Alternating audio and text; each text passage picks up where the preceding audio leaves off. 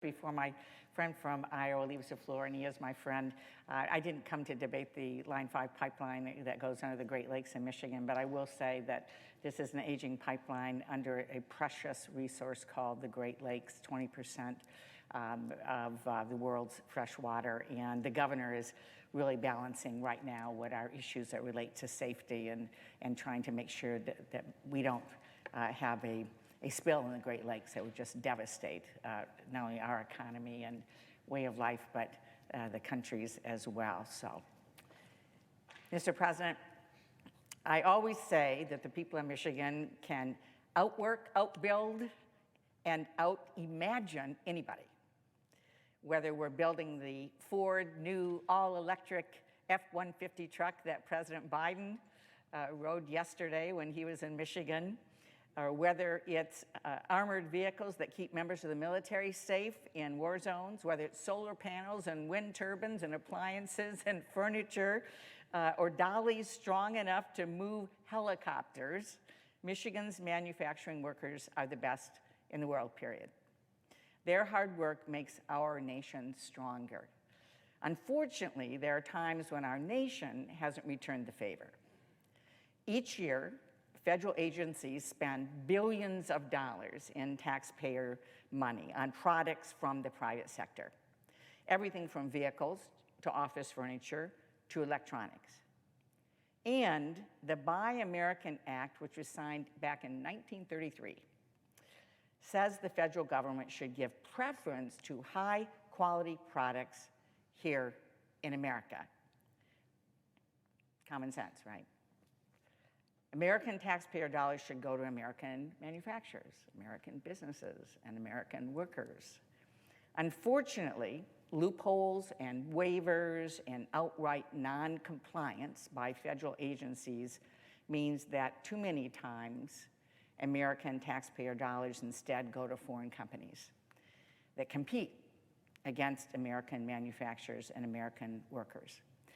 Back in 2018, I released a report that showed between 2008 and 2016, exceptions and waivers to the Buy America Act allowed federal agencies to spend about $92 billion on foreign-made products. That's $92 billion in missed opportunities for American businesses and American workers.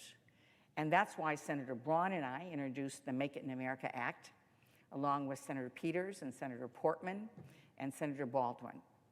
And I'm grateful that Chairman Peters and Ranking Member Portman got this common sense bill into the Homeland Security and Government Affairs Committee as part of the bill in front of us today, the End Just Frontiers Act. I also want to thank President Biden. His administration reached out to me and asked to be briefed on the report that we had done. And initial executive orders that they put in place were very much in line with our recommendations, and I know they are very supportive of this bill. My legislation ensures that we're holding federal agencies accountable when enforcing Buy American Act activities. It adds new guardrails to the waivers. Right now we've had waivers, but there's been no transparency, no accountability, I think over the years no training really for how to administer these. And sometimes it's just easier to do a waiver than it is to do an extensive search about whether or not there are businesses in America that could do this work or provide a product. So it also calls on products purchased by federal agencies to incorporate more domestic content. The supply chain is so important. So much of our job creation is in the parts that go into the product.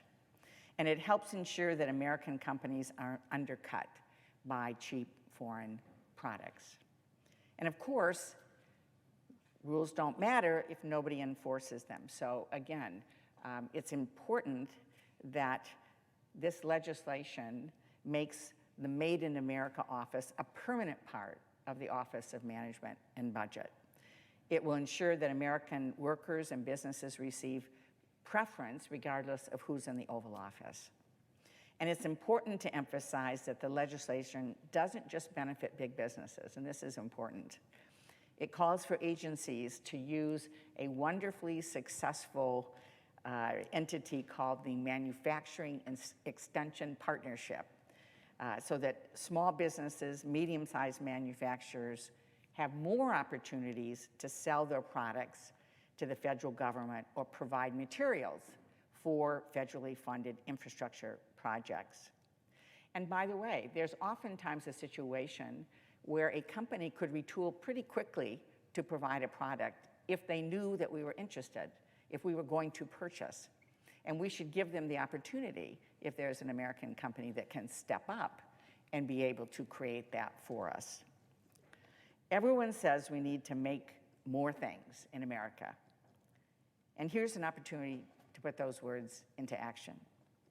I urge colleagues to pass the Endless Frontier Act, to get the Make It in America Act signed into law, and use our American tax dollars to purchase great American products that support great paying American jobs.